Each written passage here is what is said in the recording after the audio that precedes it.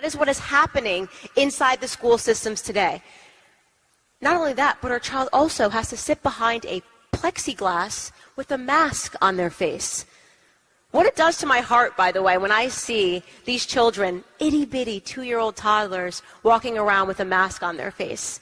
Think about the psychological trauma of that. Think about the fact that right now in America, there are children that believe that that is normal because they've never seen anything different. There are children that believe it's normal to ask their parents where their mask is because they've never seen anything different. Do you guys realize what's going to come around the bend? People ask me why I was so outspoken, how I take such strong positions early on, and when people are unsure, right? I'm constantly in the press, I'm constantly getting killed because I go right for the jugular, no questions asked. Because I can always predict the crazy.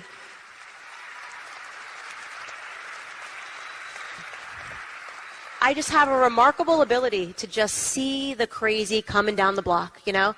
I could just see it. I will never forget the viciousness that I was hit with by both sides of the aisle, by the way, when the Me Too movement appeared, came out of nowhere. You know, suddenly it was hashtag Me Too, and it was trending on Twitter, and every girl was sharing their stories, and conservatives were silenced, and the left was giving them a platform, and everyone was saying, this is good. This is great. This is, of course, we should be talking about sexual assault and rape and rotten industries. That all sounds like a good thing, and it was so obvious to me that the left was going to use that as a tool to take people out, right? To say that we no longer believe in due process, that on the basis of a mere allegation, someone should be forced to step down from their job.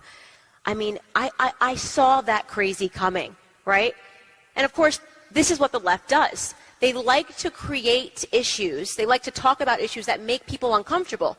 We're dignified people. We don't want to be in a room. You never want to say to someone, oh, okay, maybe there's something wrong, you know, with just condemning people instantly for sexual assault allegations because we're good people. Of course, but the reason that they go across and they find these subjects that make us uncomfortable is because it gives them so much power. When you're talking about race, they want white people to shut up. When they're talking about sexual assault, they want men to feel uncomfortable and for them to shut up. And when people are shutting up, that is when the left gets the most yards in the culture war, right? That is when the left runs the game in the culture war. Their goal is to make you feel uncomfortable to use your voice. Their goal is to silence Americans. People keep talking about the silent majority. I'm tired of the silent majority. I just want people to be the majority. Start speaking out and saying what you believe.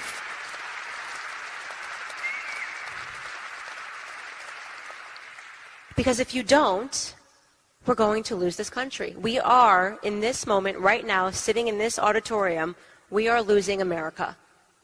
You know that, I know that. We've got a senile puppet for a president, right?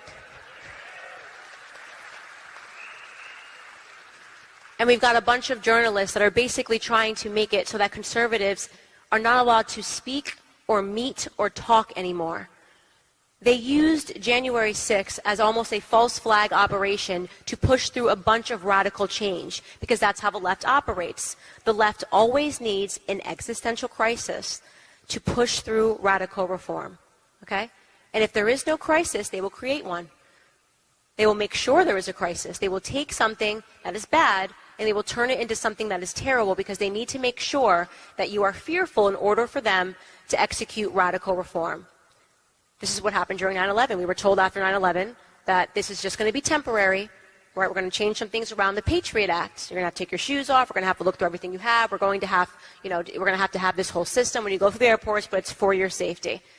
Existential crisis, government takes control. And when government takes control, they never give it back.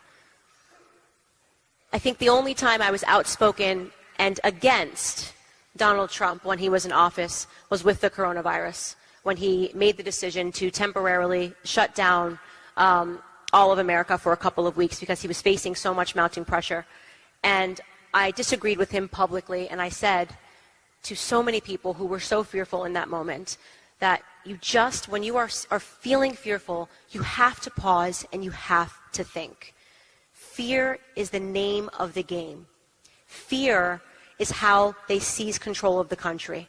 Their entire job is to make you fearful so that they can seize more control. And I knew the second that he made the decision to shut down the country, I asked people, I said, do you understand that now we've just made it okay forever when he is not president? I know you think he's not going to abuse it. Of course we didn't think he was going to abuse it. But Donald Trump was not going to be president forever. And now we have just said that it's acceptable, that we have now set that precedent for the government to come in, to shut down our businesses, to tell us to stay at home, to force mask us, and to tell us what we are allowed to do and who we are allowed to see. You don't get those kinds of freedoms back. We set a very dangerous precedent. I don't think a single person in this room disagrees or didn't believe that the coronavirus was real. Of course, we understand that viruses in general are real. Viruses happen all across the world. They happen, smallpox happened during the Revolutionary War, right? There are plagues that happen, there is suffering that happens. It's a condition of humanity. That was never the point. That was never the purpose of me speaking out against the shutdowns and against the lockdowns. It was because I realized that we were implementing a system, a global system, that was allowing people to take control and to take freedoms away from Americans. That's the situation that we're in today. That's the situation that we're in right now. That is why I've used my platform to speak out against this.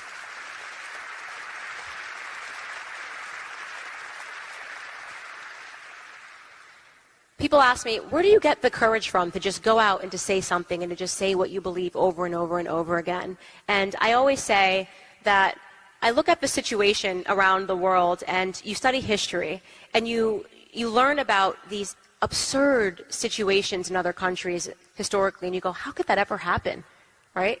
How did so many people in a country allow such sheer evil to take place?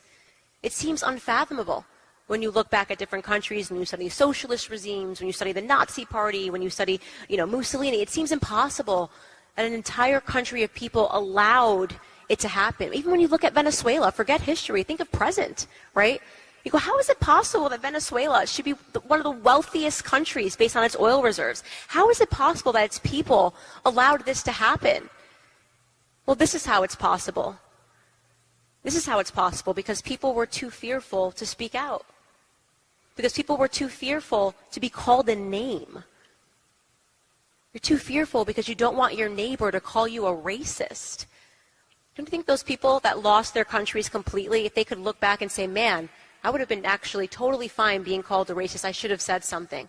I should have said this is wrong. Man, I would have been totally fine losing a couple of friends. I should have said something before we got to where we are today.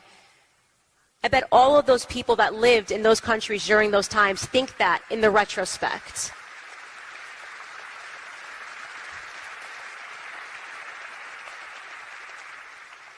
What are the things that you can do? That's another question I always get. Candace, what can I do? You have a platform. First and foremost, if you're thinking, Candace has a platform, so it's easier for her to say things. You're right, now it is, but 5 years ago, I was you. I was a person that had nothing but something to say, right? And I created my own platform on YouTube. And I always say to people in every room that you have to remember that it is what you do individually, decisions that you make individually that are going to transform this country. It is the businesses that you stand behind, the products that you buy, the things that you tweet. Not everybody is the same person. I'm not saying everybody should go be me on Twitter and trend for 3 years because you just can't stop calling the left out on their BS, right? But we are in a cultural war. And in every type of a war, you have to figure out what you can contribute. Maybe you are a fighter like me. Maybe you are a front line fighter like me. Maybe you are willing to go out and to be smeared and to be libeled and to lose your friends like me. But maybe you're somebody else. Maybe you're a writer. Maybe you're a person who wants to write, who wants to create a website, who wants to get together a bunch of journalists, a bunch of patriots to write the actual truth. Maybe that's who you are. Battles and wars need those people as well, right? Maybe you're the person who's got so much money it would be so easy for you to just finance the war, right? To sit back and say, I don't want to get my hands dirty, but let me stand behind some people that are willing to fight. I'll never forget that when I was on YouTube, when I started my channel, there was a man who lived in San Diego who reached out to me after I made my first video. I had quit my job, and I had no idea beyond 3 months how I was going to be able to survive and pay my bills, but I knew I had to start saying something. And a man in San Diego reached out to me and said, I really believe in you, kid. I want to give you $5,000. What that $5,000 meant for me was that I could keep the lights on and I could keep fighting, right? Think about that. For him, it was nothing. It was a drop in the bucket, but he found somebody who was saying something and he was doing something, and he wanted to sponsor that individual. There are people that are like this in this room. I know that. Maybe you stand behind the organizations. Maybe it's you that gets people to run in elections. Because let me tell you something. For all the fighting that's happening in D.C., it is the local elections that matter the most.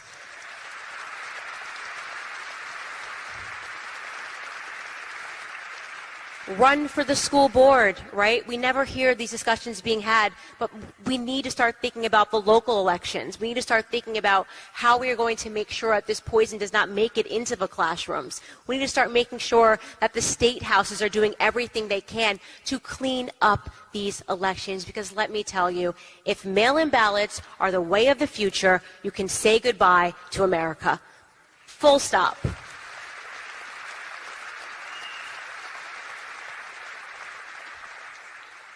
I am not an extraordinary person.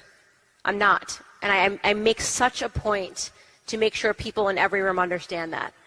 I'm an ordinary person who is doing extra things right now, because every ordinary person should be doing extra things right now in America.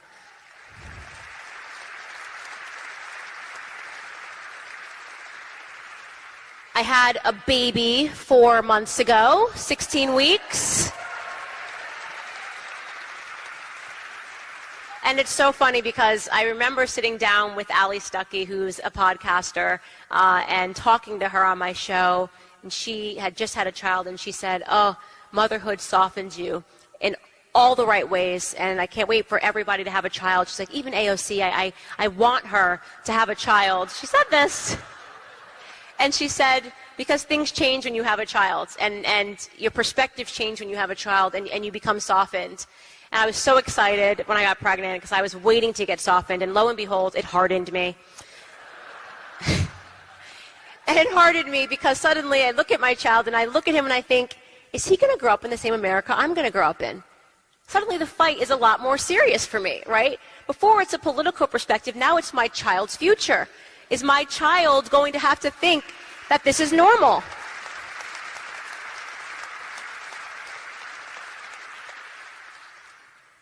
It started for me and realizing what the left was doing.